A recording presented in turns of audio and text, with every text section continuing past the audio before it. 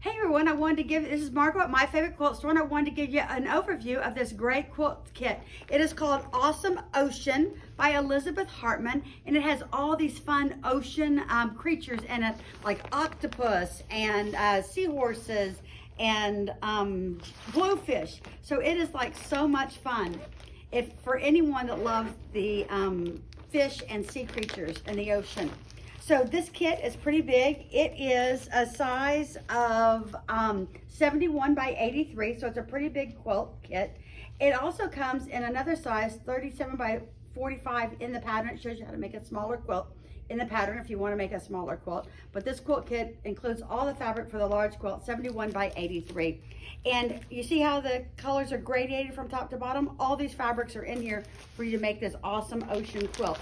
So I'm gonna get started and show you a little bit about what's in the quilt.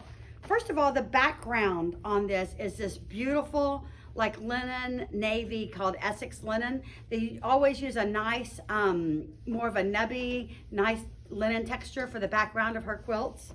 She curates all this fabric individually when she is deciding what is going to be put inside the quilt.